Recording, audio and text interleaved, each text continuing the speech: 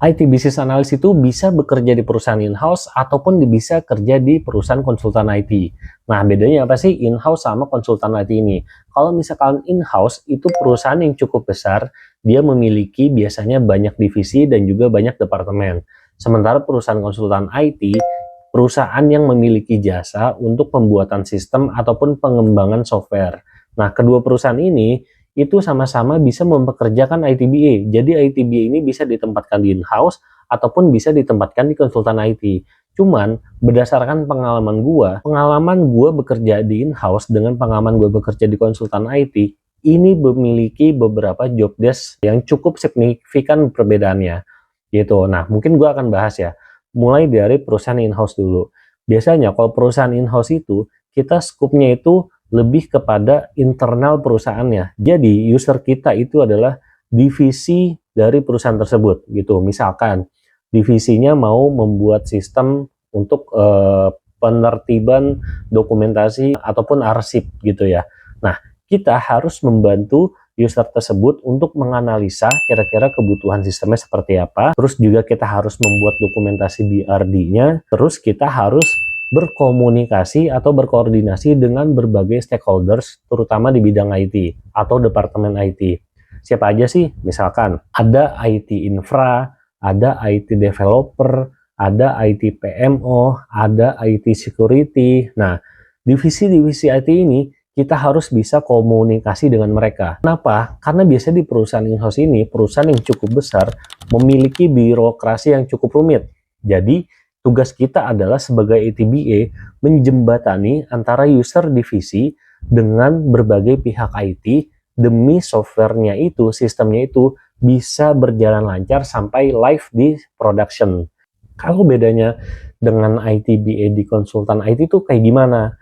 Nah, konsultan IT ini cukup menarik kalau menurut gue, karena gue kebanyakan dari pengalaman gue sebelumnya, gue bekerja sebagai ITBA di konsultan IT. Nah, bedanya apa?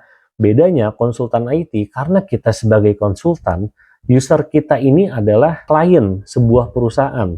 Dan kliennya ini memiliki industri yang berbeda-beda. Karakteristik usernya berbeda, teknologinya berbeda, cara kita menjalankan project atau SOP-nya juga bisa berbeda. Nah, jadi ini memiliki tantangan tersendiri buat ITBA menjalankan atau menganalisa project. Nah, job desk-nya kayak gimana?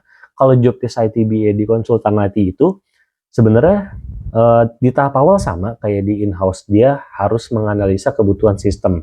Cuman stakeholders-nya yang berkomunikasi dengan ITBA itu berbeda. Kalau tadi di in-house dia harus komunikasi sama berbagai divisi di IT di perusahaan internal, kalau ITBA konsultan IT itu beda.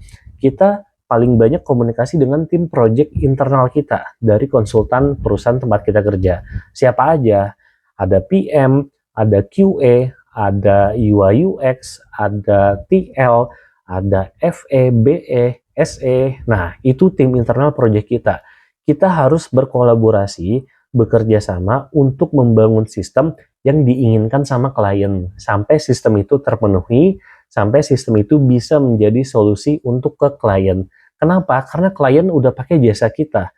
Dia bayar untuk membuat sistem di perusahaan kita. Gitu. Jadi, tugas utamanya apa? Tugas utamanya ITBA di konsultan IT, dia menganalisa requirement gathering, terus komunikasi dengan tim internal, tim project, terus kita bikin dokumentasi, biasanya dokumennya FSD, gitu. Nah, sekarang pertanyaannya, menurut gua, enakan kerja di mana sih? Kalau gua sendiri, berdasarkan pengalaman gua dan ketertarikan gua di dunia IT Business Analyst, gua prefer memilih IT Business Analyst di konsultan IT. Kenapa? Karena industrinya macam-macam. Kita akan banyak dapat ilmu, dapat pengetahuan baru dari berbagai industri ini, gitu. Terus juga kita bisa mengenal karakteristik seseorang, kita bisa belajar caranya ngomong dengan orang yang berbeda-beda, kita bisa bernegosiasi dengan orang yang berbeda-beda, terus juga kita bisa membangun portofolio kita itu dengan bermacam-macam industri. Pastinya bagus buat CV kita sih, gitu. Tapi, kalau misalkan ditanya, ada dua penawaran nih. Misalkan gue ditawarkan diterima kerja di perusahaan in-house, diterima kerja juga di konsultan IT. Gue pilih yang mana ya? Kayaknya lihat dari salarinya deh.